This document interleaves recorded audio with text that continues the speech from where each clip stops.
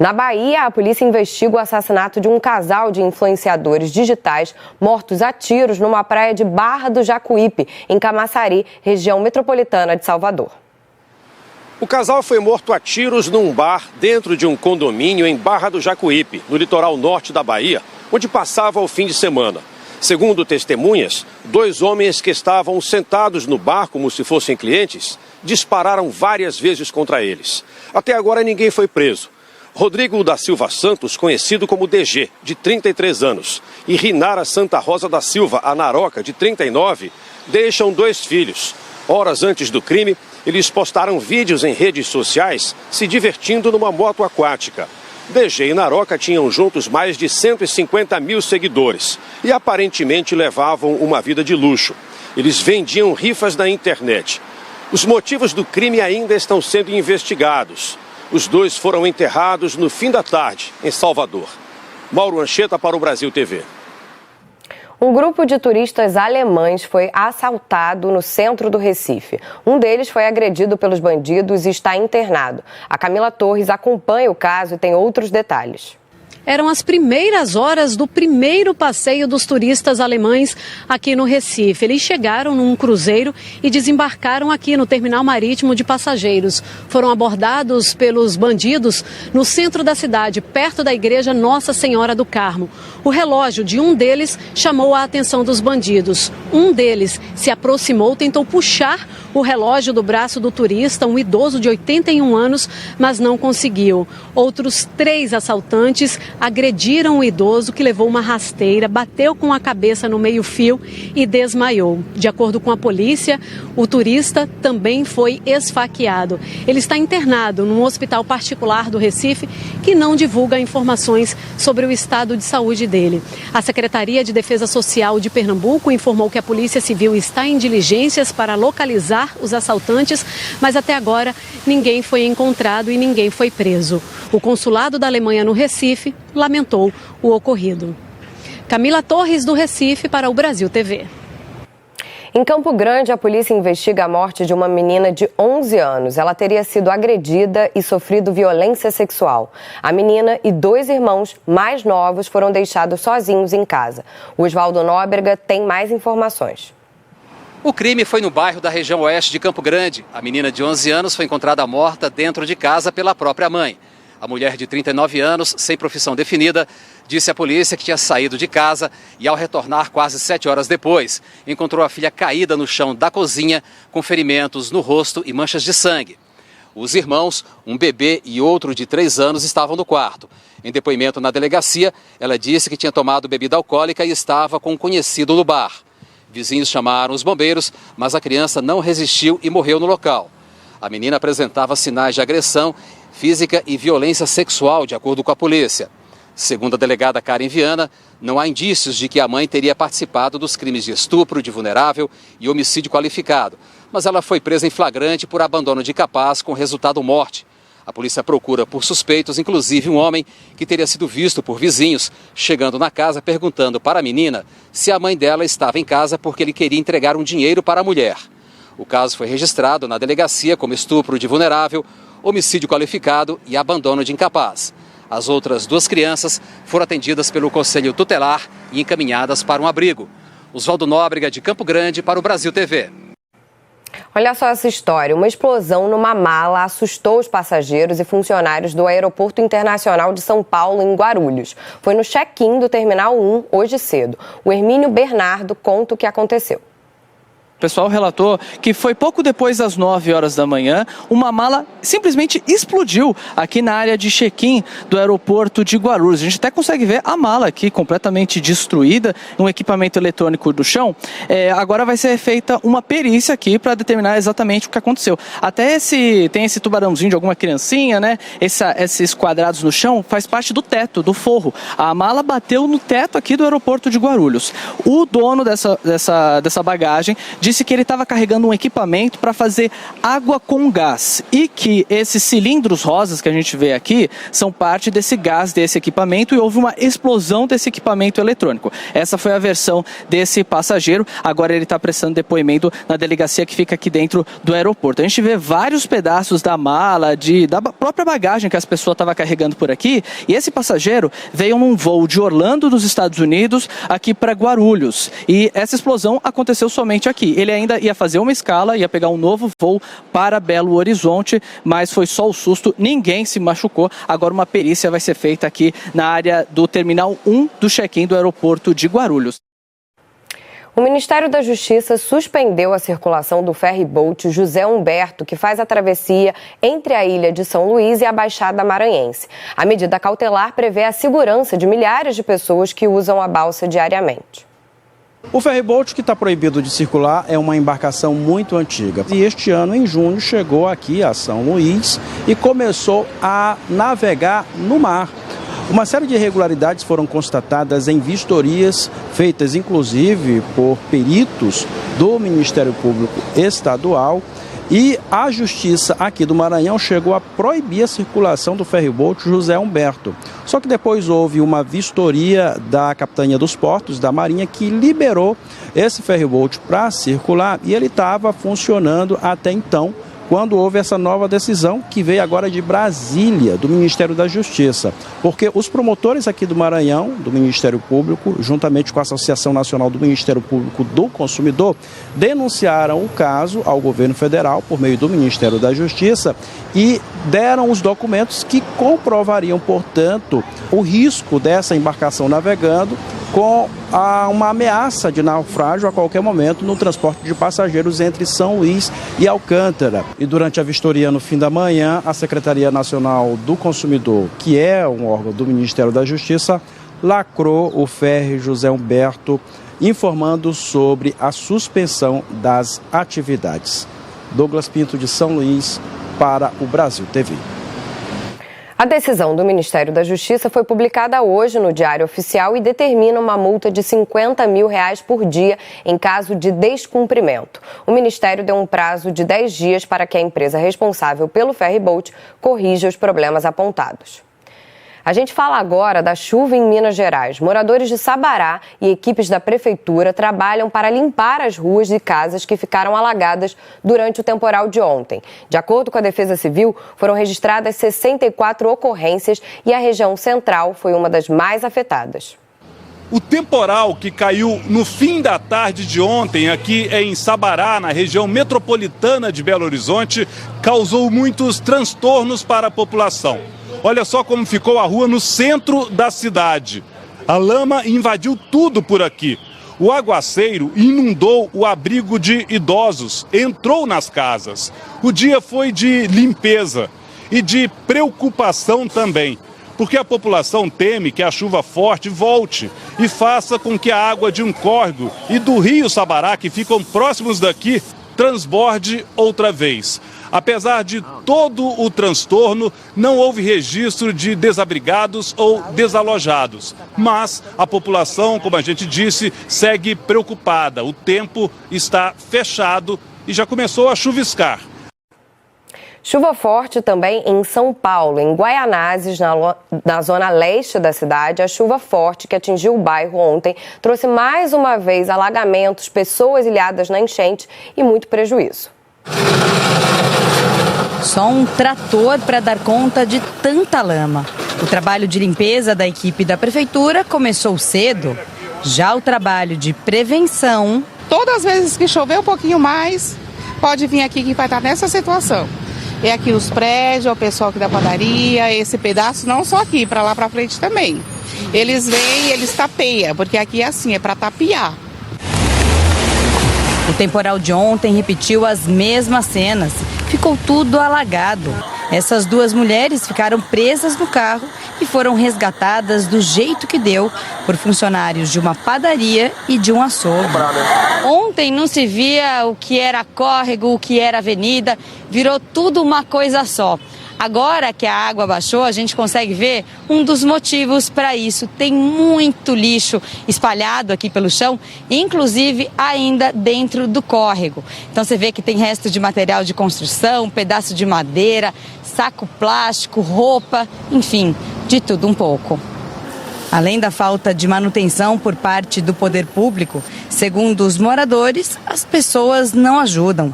Olha só essa imagem, feita por uma moradora de um prédio pertinho do córrego. Pai, plena enchente, o povo jogando o sofá no rio. Ó, olha só como tá, pai, ó. Começa dezembro, janeiro, é comum. Isso aqui, esse rio aqui, a gente vê o tamanho desse rio, você fala assim, como que pode alagar de virar uma coisa só? E a preocupação dos moradores, por enquanto, deve continuar.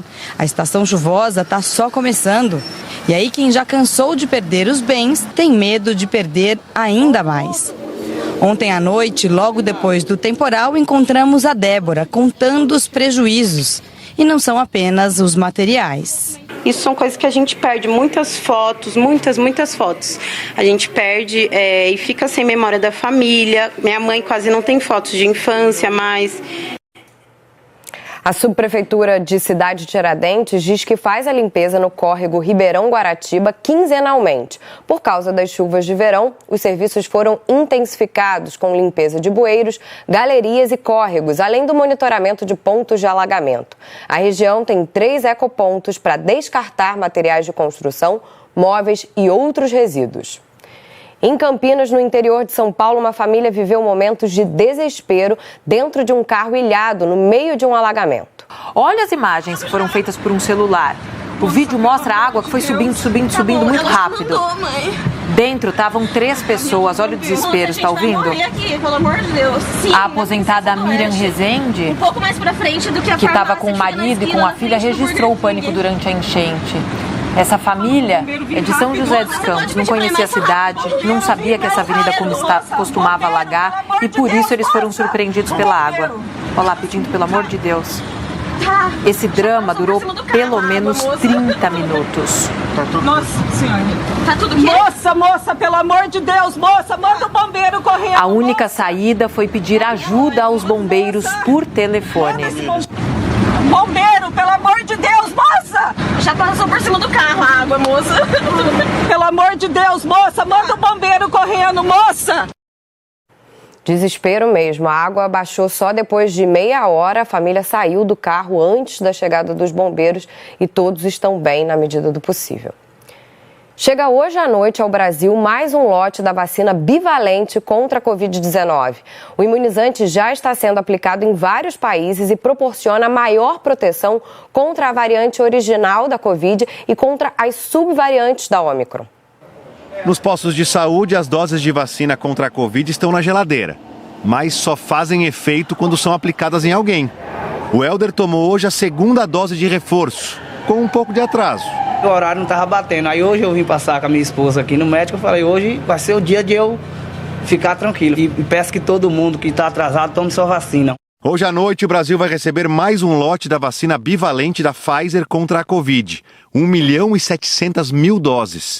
Na sexta-feira e ontem, desembarcaram no aeroporto de Viracopos, em Campinas, no interior de São Paulo, quase 3 milhões de doses. Ao todo, a Pfizer disse que vai entregar 36 milhões de doses. O Ministério da Saúde disse que os lotes passarão por avaliação e análise do Instituto Nacional de Controle de Qualidade em Saúde. E as orientações sobre a distribuição, a aplicação das vacinas e o público-alvo serão publicadas nos próximos dias. A vacina bivalente foi aprovada pela Anvisa no dia 22 de novembro. O frasco tem uma tampa cinza, capacidade para 6 doses e validade de 1 ano. A Anvisa aprovou o uso emergencial como dose de reforço para pessoas a partir dos 12 anos de idade. A vacina bivalente ela é uma vacina adaptada que ela inclui a cepa original e uma das cepas Ômicron. No caso, ou a BA1 ou a cepa BA4, BA5. Os dados indicam que ela incrementa a imunidade para todas as subvariantes Ômicron, não somente a que foi utilizada em sua adaptação. A vacina ela foi aprovada como dose de reforço, ou seja, a pessoa precisa ter concluído a vacinação inicial ou já ter tomado seu último reforço recomendado há mais de 3 meses. A chegada da vacina bivalente não tira a importância das que estão disponíveis atualmente nos postos de saúde. As mortes e internações graves por Covid só diminuíram por conta dos imunizantes atuais. Os especialistas reforçam a necessidade de manter em dia as doses de reforço. E quase 50% da população em geral, que não é idosa, abaixo de 50 anos, ainda não tomou a dose 3. E aí é super importante fazer com as vacinas que nós temos agora. Então é fundamental dizer que as vacinas que nós temos agora continuam muito efetivas e que as vacinas bivalentes atualizadas, elas vão aumentar essa efetividade que é mais necessária nesse grupo mais vulnerável de extremos de idade e imunossuprimidos. Depois dessa dose, agora você vai embora trabalhar de que jeito? Agora eu vou de cabeça erguida, tranquilo, cabeça fria, sabendo que eu tô já pronto para encarar esse vírus aí, que quando ele vir não vai me atingir não. Pelé apresentou melhora do quadro de infecção respiratória de acordo com o boletim médico divulgado hoje. O rei do futebol está consciente e estável, mas ainda não há previsão de alta. Ele foi internado há 2 semanas para fazer exames. Pelé faz quimioterapia para tratar um câncer no cólon. A seguir, a operação para resgatar um gato que resolveu tirar um cochilo na árvore de Natal de um shopping do Distrito Federal. E os 125 anos da capital mineira, Belo Horizonte, está em festa. A gente volta já já.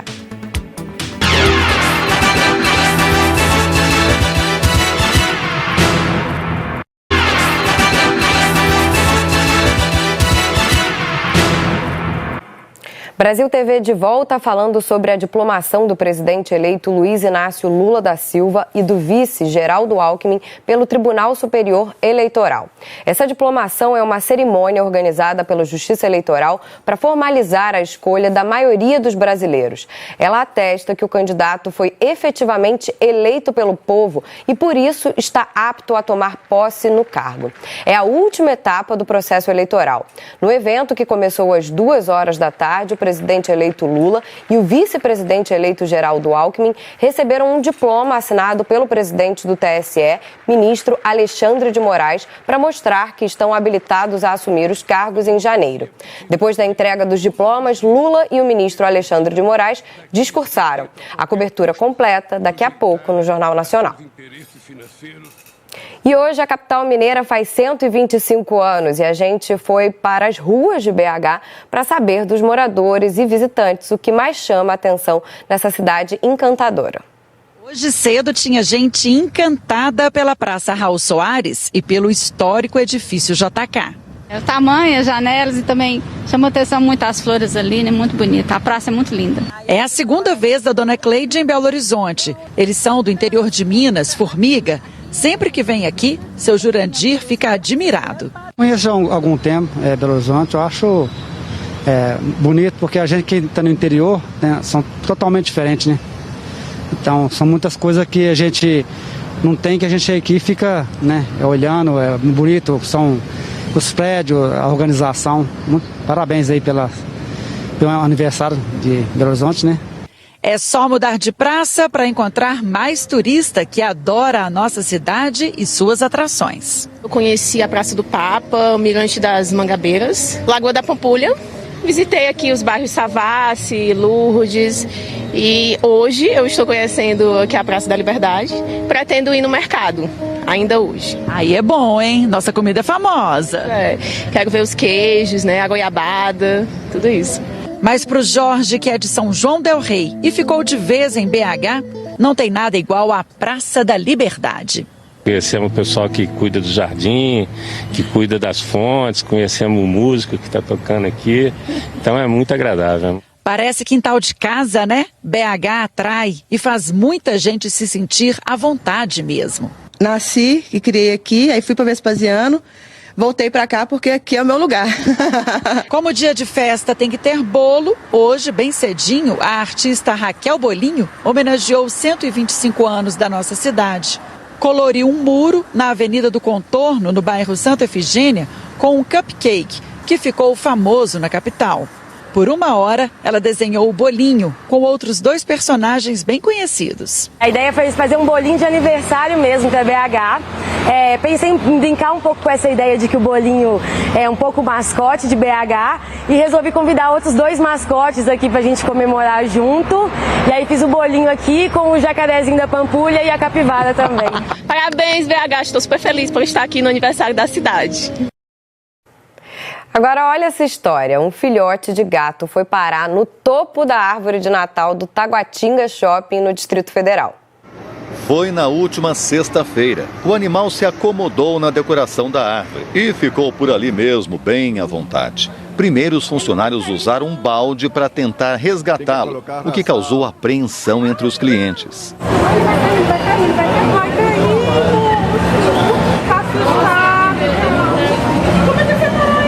A administração do shopping acionou os bombeiros, que recomendaram esperar até que o gato descesse naturalmente durante a noite. Enquanto isso, o bichano foi ficando por lá.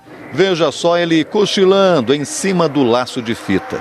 Mais tarde, depois que o shopping fechou as portas, a equipe de um hospital veterinário chegou e finalmente retirou o gato da árvore com o uso de um equipamento apropriado. Um funcionário da limpeza do shopping adotou o gatinho que foi batizado de Nevasca. Como o animal foi parar lá, ainda é um mistério. O Brasil TV fica por aqui. Outras notícias logo mais no Jornal Nacional às 8h30 da noite, hora de Brasília. Uma ótima noite para você.